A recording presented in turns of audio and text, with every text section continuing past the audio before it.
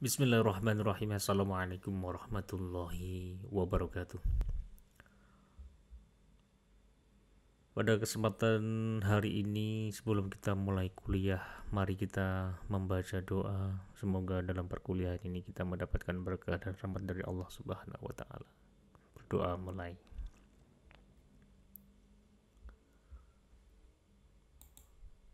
Terima kasih. Baik, anak-anakku sekalian, pada kesempatan kali ini kita akan belajar bersama dalam mata kuliah etika dan profesi hukum. Ini adalah kuliah pengantar, ya. Ya, semoga kuliah pengantar ini membawa pemahaman untuk mengawali perkuliahan tentang etika dan profesi hukum. Ya. Kuliah ini sederhananya, teman-teman, saya harapkan mampu kemudian memahami perbedaan antara etika, moral, dan hukum. Dan kemudian nanti saya kaitkan dengan profesi hukum, ya. Profesi hukum dan karakteristik, ya, daripada profesi hukum yang nanti akan kita temukan bahwa profesi hukum ini mempunyai beda apabila dibandingkan dengan profesi yang lain, misalnya profesi dokter dan lain sebagainya.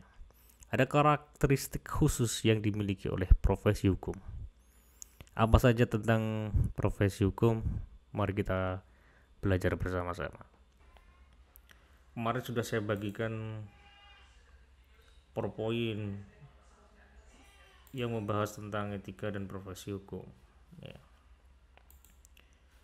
Di awal yang sudah saya bagikan itu, di situ saya mulai dari bagaimana Islam melihat etika dan profesi ya pada umumnya. Ada sebuah hadis, ada sebuah ayat Al-Quran yang membahas tentang etika, ya. Di situ disebutkan bahwa di dalam surat An-Nisa itu kan surat An-Nisa ya 58 itu kan, untuk memerintahkan kita agar kita itu berkomitmen dalam melakukan atau menyampaikan amanat. Komitmen itu kan berarti dia setia, dia menyampaikan amanat dengan sungguh-sungguh, ya, tidak mengingkari amanat yang telah diberikan oleh seseorang.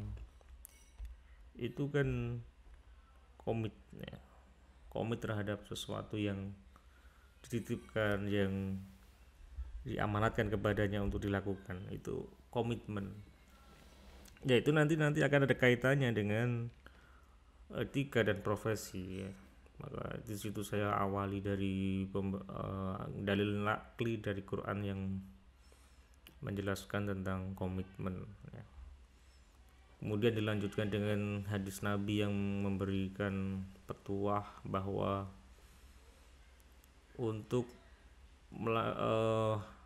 memberikan sesuatu amanat, suatu urusan itu kepada ahlinya. Nah, itu kaitannya nanti dengan profesionalitas juga nanti. Karena orang yang sangat expert di bidang suatu profesi itu namanya kan nanti profesional. Hasilnya itu kan profesionalitas atau tidak profesional kan gitu. Maka segala sesuatu urusan itu kalau bisa serahkan kepada ahlinya. Kalau tidak diberikan kepada orang yang ahli, ya lihat aja nanti.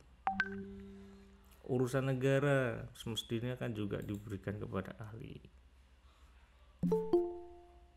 Mengerjakan atau membangun rumah harus berikan kepada ahlinya. Segala sesuatunya harus diberikan kepada ahli. Itu nanti dua dua apa istilahnya, dua dalil dari agama kita yang menuntun kita untuk eh, intinya berkaitan dengan profesi ya kan gitu ya. Mata kuliah kita di awal tadi saya sampaikan adalah etika dan profesi hukum. Itu ada dua hal yang semestinya kalian harus memahami karena dua hal ini berbeda. Kalian sudah baca belum PowerPoint-nya? Tua kelas.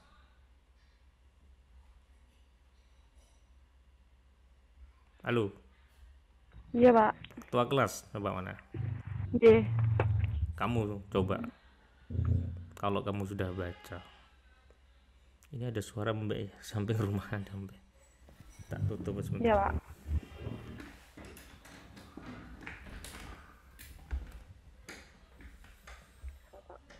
Coba kamu, apa bedanya etika dengan hukum? Eh, Jika etika itu ini berdasarkan saya aja ya, Pak ya. Soalnya saya bacanya agak lupa yang kemarin suratnya. Sudah baca belum? Baca tapi cuma sekilas, belum dibaca lagi. Iya, gimana? Nggak Ya. apa-apa. Kalau etika itu kan berkaitan dengan tingkah laku keseharian kita. Jadi sebenarnya walaupun tidak seperti dibukukan kayak gitu tuh sudah termasuk etika kalau norma sopan santun seperti itu. Tapi kalau misalkan hukum itu lebih apa ya? Pembuatannya itu lebih membutuhkan waktu yang lama seperti itu karena kan harus ada beberapa yang perlu misalkan dikaji seperti itu. Kalau etika kan uh, tidak perlu dikaji pun sebenarnya kita sudah menjalankan kalau misalkan itu menurut kita baik ya itu sesuai dengan etika yang ada di masyarakat gitu. Iya. Kalau tindakan aja lah, tindakan. Kalau definisi, kalau etika itu sebetulnya sesuatu yang masih abstrak ya. Konsepsi masih berupa konsep-konsep. Konsep tentang apa? Konsep tentang baik dan buruk. Ya, kalau hukum nanti kan itu berupa masih konsep juga, aturan juga. Aturan tentang hal-hal yang diperbolehkan, mana yang dilarang. Nanti memang kemudian untuk membedakannya itu lebih tepatnya ketika pemberlakuan daripada etika dan hukum kan gitu ya. Bisa kamu mencontohkan ini perbuatan melanggar etika, ini perbuatan yang melanggar hukum, coba itu dulu ya. Kuliah hari ini simpel sederhana itu aja lah. Kalian minimal harus bisa memahami untuk membedakan ini etika, ini hukum. Coba tua kelas aja lah yang jadi sasaran. Yang lainnya juga, Pak. Enggak, kamu aja lah. Kayak uh, Kalau etika itu kan biasanya berkaitan dengan kebiasaan ya, Pak. Kalau ya tadi kalau hukum kan harus seperti ada apa ya, uh, aturan yang benar-benar sudah dikaji seperti itu. hukum itu nanti akan terasa hamper tanpa ada etika. Hukum itu kristalisasi daripada sumber-sumber norma-norma kaidah juga. Contohkan aja lah, contoh perbuatan konkret ini saya melanggar etika, ini melanggar hukum. Gitu aja coba. Ketua kelas harus pinter.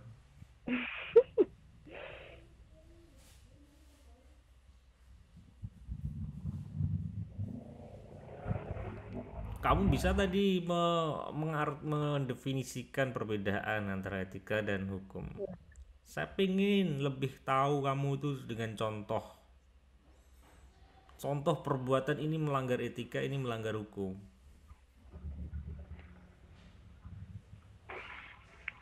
Hmm.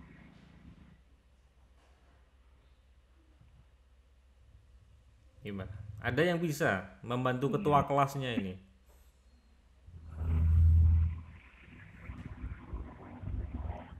Tuh mau dibantu Sanjaya itu. Ya gimana Sanjay?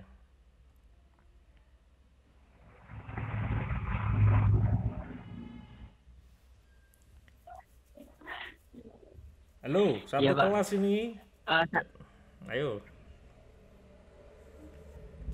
Sanjay bisa jawab tak kasih nilai ya A. saya ya Pak, saya mencoba menjawab contoh perbuatan yang melanggar etika sekaligus hukum. Enggak, Eh, saya beda. apa nih Pak? Anu Etika Pak, saja, ini melanggar etika, ini melanggar hukum. Satu-satu dulu.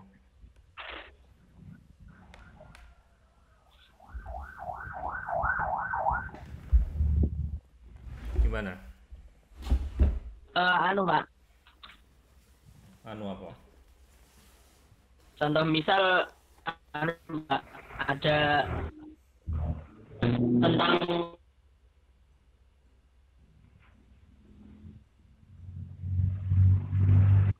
Oh, putus-putus ya suaranya. Yang lain coba, yang apa yang sinyalnya bagus coba. saya ulangi Pak, Iya, contoh iya. misal ada peraturan tentang larangan kok saat berbuka. Perbuatan konkret aja langsung to the point. Apa contoh ini perbuatan melanggar etika, ini melanggar hukum. Gitu aja. Pak, Gimana?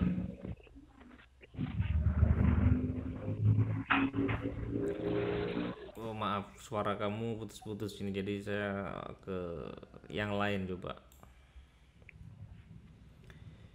Yang sinyalnya bagus, siapa? Kofifah, kamu tunjuk satu orang. Eh,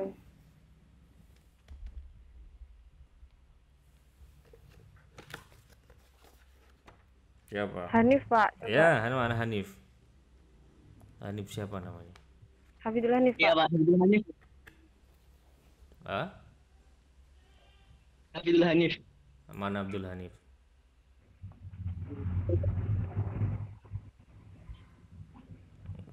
Kamu berarti nggak baca semuanya ini. Baca tapi contohnya nggak ada Pak. Oh, nggak ada, memang tak tak biar berpikir. Kalau semuanya tak kasih ya kamu nggak usah kuliah kan gitu. Mana? Nip. Contoh dari membedakan antara etika dan hukum Pak. Misalkan dalam berkendara. Iya. Hukumnya dalam berkendara kan harus memakai helm, memakai membawa surat STNK. Sedangkan etika di dalam berkendara itu harus pelan-pelan menghormati lingkungan sekitar. Seperti itu Pak. Jadi antara etika dan hukum itu berbeda. Kalau mahasiswa itu kan memang senengnya jawab itu kan muter-muter kayak gitu ya. Pertanyaannya kan, kamu dengarkan. Beri saya contoh perbuatan yang melanggar etika. 1. 2. Beri saya contoh perbuatan yang melanggar hukum. Tidak menggunakan helm saat berkendara, itu pelanggaran hukum. Itu aja kan selesai sebetulnya. Ya itu kan pelanggaran hukumnya Pak. Ya. Dan kan itu kan mengebut Etikanya. di tengah jalan itu kan melanggar etikanya, mengganggu orang lain atau lingkungan sekitar, seperti itu Pak. Oke, kebut-kebutan gitu ya di jalan, itu melanggar etika.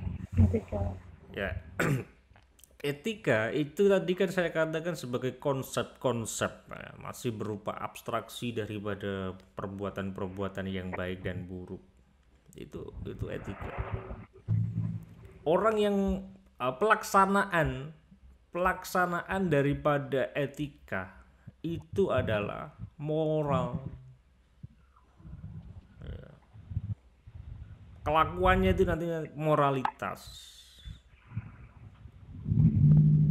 Ya. Nanti kalau orang hukum, orang yang melakukan perbuatan sesuai dengan hukum itu namanya legalitas. Moralitas, ya. Moralnya mana? Nah, kan gitu kadang orang nggak duwe moral itu. Kalau orang nggak tugo kayak ngarani wong itu nang Jawa. Kalau hukum, melaksanakan hukum sesuai dengan aturan hukum itu namanya legalitas. Nah, di satu sisi kadang ada perbuatan itu ya saling tumpang tindih. Ini perbuatan juga melanggar hukum, tapi juga melanggar etika. Ada juga orang yang melanggar etika, tapi tidak melanggar hukum. Ada juga perbuatan yang melanggar hukum, tapi tidak melanggar etika. Nah ini yang cobalah nanti dicari kira-kira perbuatan apa. Kalau orang mahasiswanya pinter ya, satu poin ini aja lah itu sudah jadi skripsi ini. Misalkan dilihat dari perbuatan, satu contoh saya contohkan yang bisa diteliti kemarin itu. Saya pernah baca itu. Pernikahan siri seorang pejabat bupati di mana itu, di Garut kalau nggak salah itu ditinjau dari perspektif etika dan hukum. Ya, kita aja udah jadi skripsi kan, ya nggak? Coba nanti dicari, kalau nggak usah susah-susah skripsi itu sebagai contoh. Coba nanti cari artikel itu ada di Google, ada itu tadi saya lihat beberapa waktu yang lalu juga sudah saya baca sebetulnya, tadi sekilas kok saya baca-baca kok muncul lagi itu di laptop saya. Itu perbuatan nikah siri itu ditinjau dari perspektif etika, jelas itu melanggar etika. Karena apa? Karena dia seorang public figure, seorang pemimpin kan, seharusnya memberikan contoh yang baik. Walaupun nikah siri itu kan ya, di dalam perspektif agama Islam pun juga ada yang membolehkan.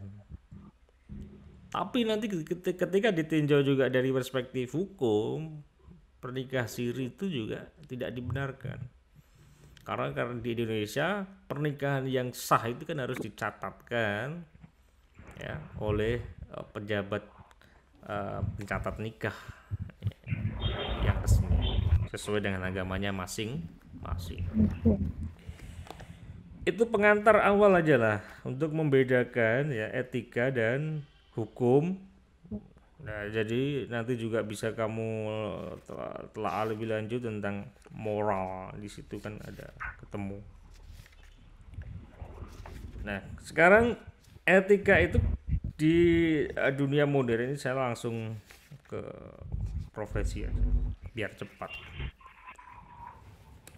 Ada berbagai macam profesi itu di dunia ini. Ada guru, dokter, apoteker dan lain sebagainya itu ketika mereka menjalankan pekerjaan profesionalnya itu di bidangnya masing-masing, itu perlu ada sebuah code conduct, sebuah aturan dalam berinteraksi ya, dalam kebiasaannya. Biar saling menghargai satu dengan yang lain, itu maka diperlukan yang namanya aturan yang nanti di era modern sekarang ini disebut sebagai kode etik ya, pengejauhantahan dari etika di dunia modern itu kode etik kan sekarang kan gitu.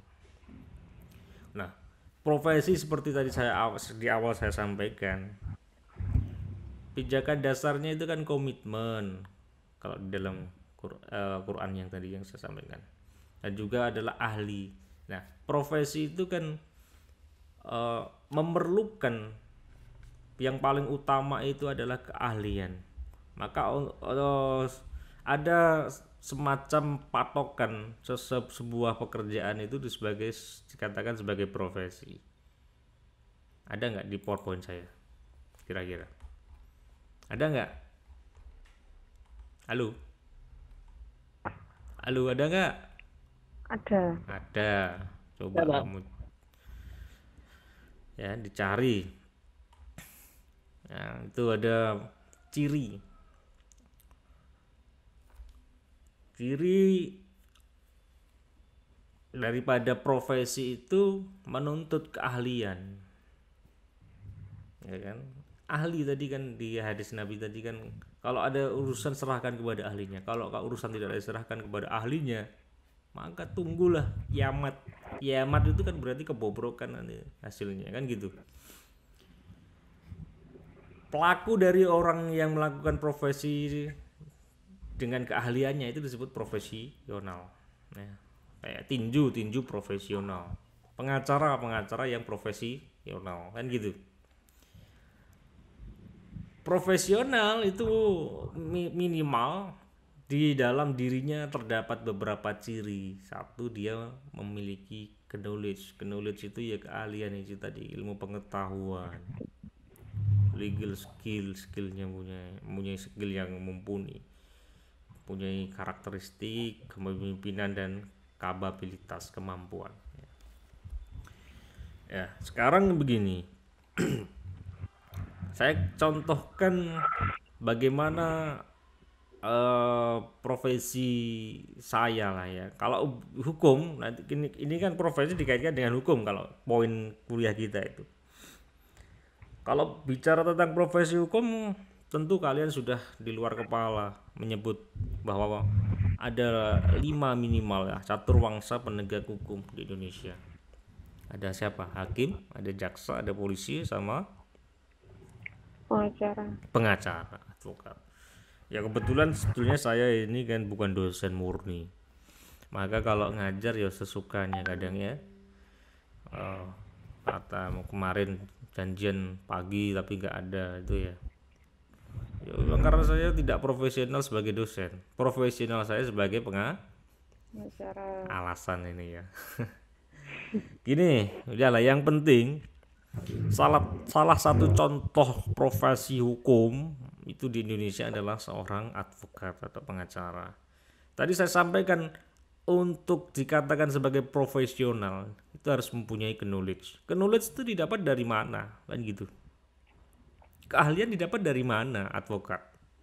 Maka ada standarisasi untuk bisa menjadi advokat kalau di Indonesia berdasarkan Undang-Undang Nomor 18 Tahun 2003.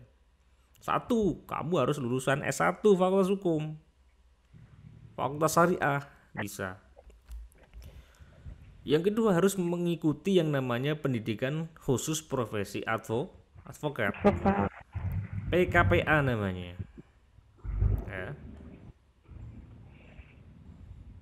Yang ketiga, kamu harus mendapatkan legalitas sebagai advokat ketika kamu sudah diangkat oleh organisasi yang membawahi kamu, dan lebih-lebih nanti di situ dibuktikan dengan adanya pengangkatan oleh ketua pengadilan tinggi ya.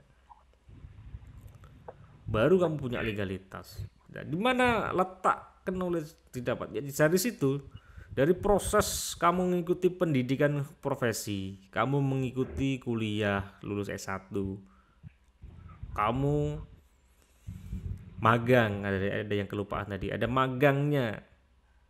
Di situ seseorang akan menjadi advokat yang benar ketika hal-hal itu dilampaui dengan benar.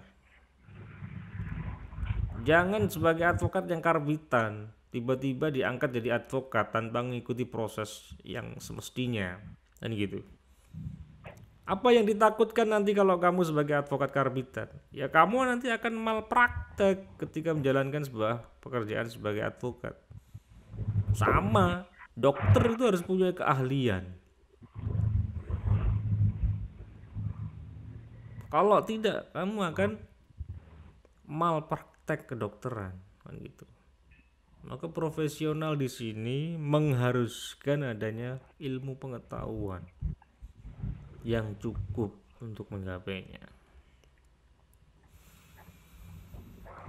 Nah, sekarang saya kembali ke profesi hukum ya. Ada semacam hal ya yang membedakan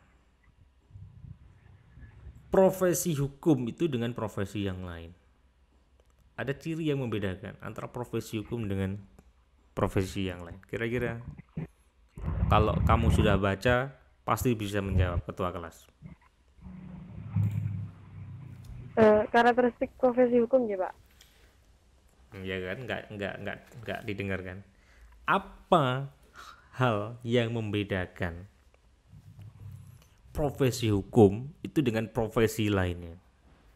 Profesi lainnya misalnya dokter, apoteker, adalah apoteker, dokter gitu aja lah. Apa yang membedakan profesi hukum dengan profesi kedokteran? Ya terutama kamu jelaskan adalah apa ciri khas dari profesi hukum itu yang melekat ya. Berdasarkan yang saya baca mengenai karakteristik dari profesi hukum yang melekat pada profesi hukum, yaitu menegakkan hukum dan peraturan perundang-undangan sesuai dengan kewenangan yang dimiliki.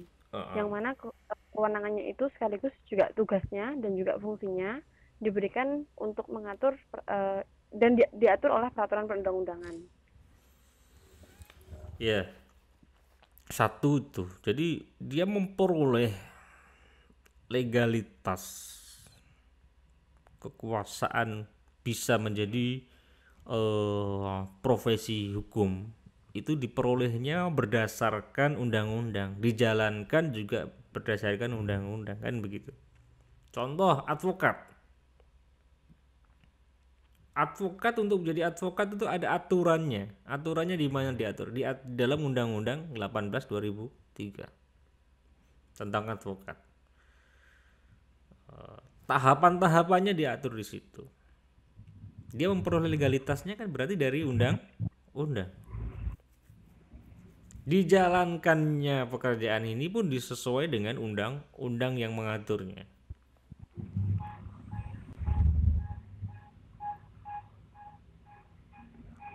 Yang ciri utama yang tidak dimiliki oleh profesi yang lain, bahwa profesi hukum ini dikerjakan dalam rangka apa? Untuk menegakkan hukum.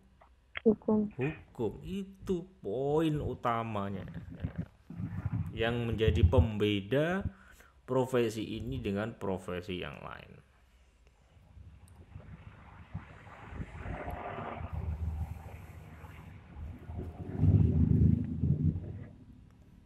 Oke, saya lanjut. Minimal sudah bisa membedakan hukum dan moral dan etika, kemudian profesi hukum, karakteristiknya. Nah, sekarang begini. Nanti teman-teman sebagai tugas yang akan datang, coba dikaji dasar hukum adanya profesi hukum polisi, jaksa, hakim, pengacara ya lebih lanjut. Nanti mesti akan saya keluarkan tugas-tugasnya ya. Kalau saya uraikan hari ini waktunya nanti nggak cukup. Kalau kelamaan kan pulsamu nanti habis ya kan.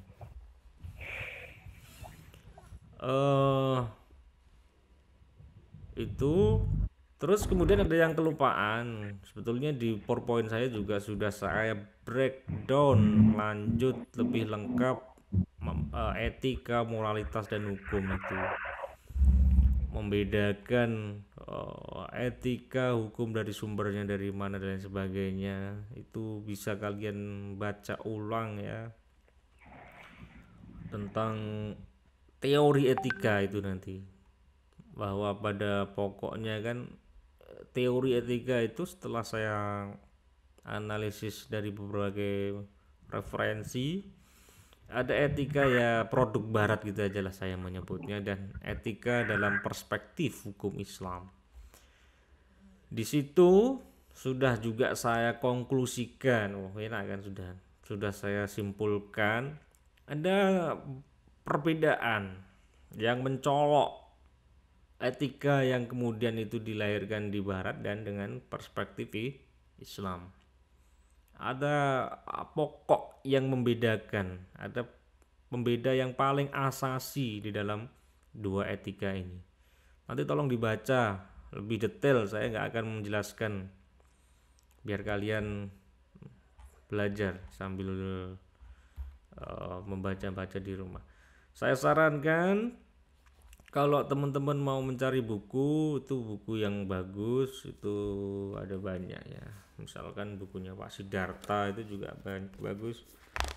Ada buku ini Etika Kode Etik Profesi Hukum, ini lebih detail tentang profesi hukum. Kalau lihat di video, kalau teman-teman kelihatan nggak? Ya kalau nggak kelihatan saya sebutkan Etika dan Kode Etik Profesi Hukum Dr. Suparman Marzuki pengarangnya. Itu kebanyakan saya ambilkan dari buku ini. Mungkin hari ini cukup di sini saja lah, nggak usah banyak-banyak materi yang saya sampaikan. Ada pertanyaan, diskusi dari teman-teman? Kalau memang benar-benar mendengarkan ini, coba mungkin ada pertanyaan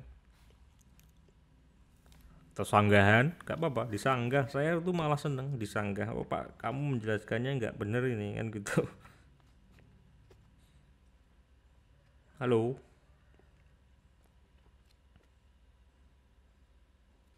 halo, cukup? Bos ngantuk? Oh cukup. Wah, kalau ditanya cukup itu pasti jawabnya cepet gitu. Oke, tadi tugasnya satu, kamu harus mencari dasar kewenangan hukum tentang profesi hukum yang ada di Indonesia, minimal caturwangsa yang ada aja lah, hakim, jaksa, polisi, sama advokat. Nah, terus kemudian nanti saya ingin kepada teman-teman, kalian harus ngikuti YouTube saya dan harus subscribe, absen di situ. Nanti sudah saya itu sebagai tugas juga sebagai kuliah pengganti minggu yang lalu, melihat potret penegakan hukum di Indonesia, khususnya perilaku penegak hukum kita yang ya boleh nanti kamu nilai ini melanggar etika, ini melanggar hukum. Di YouTube saya Advokat Indonesia, nanti saya bagikan di grup WA ya, untuk kuliah selanjutnya sesuai jadwal. Intinya kalau masalah jadwal kuliah ya, saya ini bukan profesi saya sebagai dosen. Kalau harus dipaksakan hari Kamis, saya nggak bisa, wis terus terang ya, saya harus mencari uang di luar kampus ya. Saya advokat, jadi saya biasanya itu dari dulu saya ngajar hari Jumat, Sabtu, Minggu. Malam Minggu nggak apa-apa, malam gimana? Atau Minggu pagi saya bisa kan Jangan sekarang. Minggu, Pak. Oh jangan Minggu, mau mingguan. Sabtu malam Minggu jam Iya Pak, 12. malam minggu aja Pak.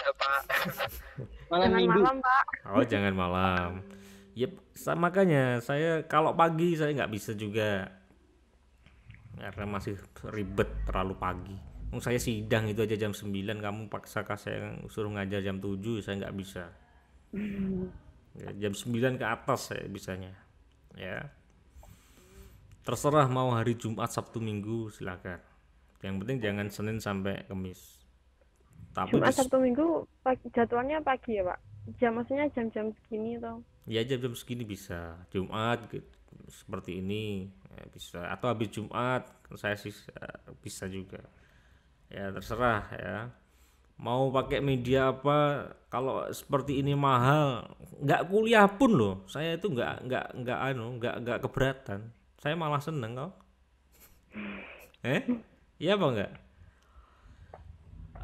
Makanya udahlah, kamu mau pakai media apa silakan. Kalau bisa kan sekali, saya kan mintanya sekali tatap muka seperti ini. Untuk selanjutnya nanti udahlah. Kalau mau mengcopy buku silakan ketua kelasnya dikoordinir buku yang saya punyai tadi. Tapi kamu melanggar etika dan melanggar hukum ketika kamu mengcopy buku saya. Yang benar kamu harus beli bukunya ini. Oke. Nanti itu tadi ya. Jadi ada nanti video yang sudah saya buat, ada perbuatan-perbuatan para penegak hukum kita ini yang tidak senonoh, yang melanggar etika dan hukum. Nanti kamu boleh komen di situ lah. Komennya yang bagus saya nilai. Tuliskan nomor absen, nomor mahasiswa kamu di situ. Ya. Terus ketua kelas ini tolong di berapa orang ini? 18 orang yang masuk. Ya itu di data ya. Saya tidak bisa nanti tolong diabsenkan, dituliskan namanya. Oke, minta maaf apabila ada kesalahan dan kekurangan. Wabillahi taufiq wal hidayah. Waridha wal inayah. Assalamualaikum warahmatullahi wabarakatuh. Waalaikumsalam. Waalaikumsalam. Waalaikumsalam warahmatullahi wabarakatuh.